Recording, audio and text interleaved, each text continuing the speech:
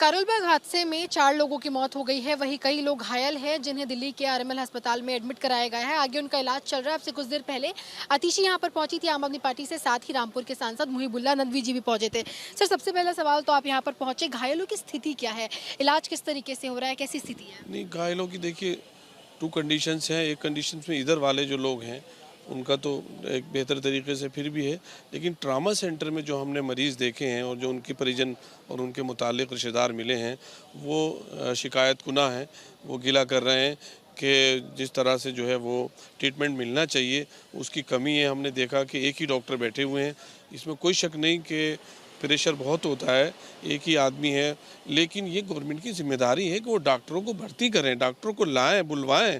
डॉक्टरों की कमी नहीं है हमारे देश में और न दिल्ली में कमी है, और इसका मैनेजमेंट जो है वो दुरुस्त करें ताकि किसी को भी एक तो बिछड़ने का गम है और दूसरे जो ज़ख्मी हैं आपस में उन ज़ख्मियों को सही इलाज ना मिले, तो ये बहुत अफसोस की बात है।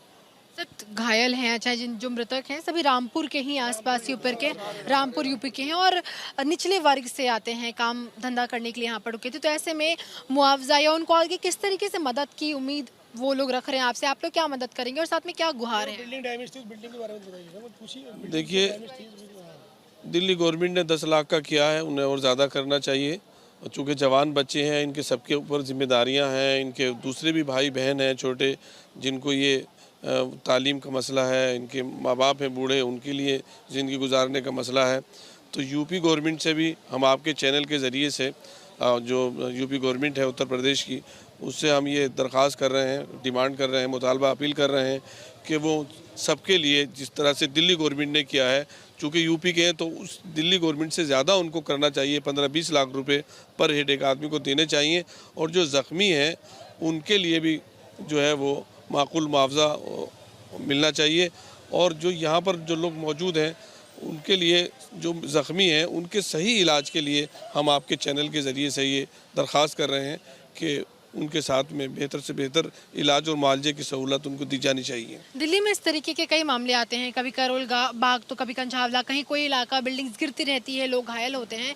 तो ऐसे में क्या लगता है कि किसकी नाकामी या किसकी वजह से इस तरीके से ऐसे हादसे बार बार दिल्ली एनसीआर में होते हैं? भारत की राजधानी है, देखिए कौन जिम्मेदार है?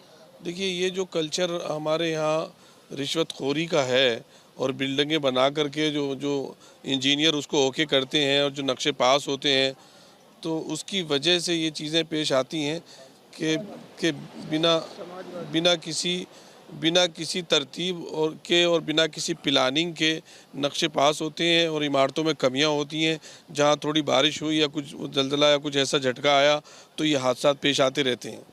सर, दिल्ली सरकार में अमूमन नालियां भर जाती है, बरसात का मौसम है, ज़रा आप देखें तो यहाँ पर नालियां भरी हुई है, साथ में और कई दिक्कतें जो हो रही हैं। ऐसे में क्या लगता है कि एक तो मुआवजे और दूसरा आपने डॉक्टर की बात की, ये तो दिल्ली सरकार के अंदर आता है, तो किसकी जिम्मेदारी हो? नहीं, दिल्ली सरकार को भी करना चाहिए और सेंट्रल गवर्नमेंट को भी जो है उसमें कोऑपरेट करना चाहिए।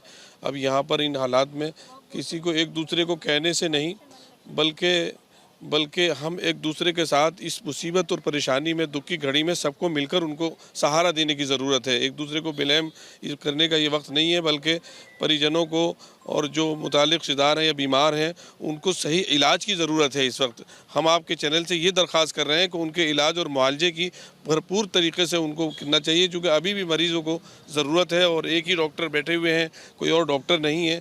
तो इसलिए डॉक्टर आएँ, ज़्यादा आएँ, और जो मरीज़ बाहर भी यहाँ तड़प रहे हैं बीमारी से, दोपहर से कुछ लोग हैं, कुछ अभी भी जो है वो बहुत ज़रूरतमंद है इलाज के, उनके लिए भी जो है भरपूर तरीके से कोशिश होनी चाहिए।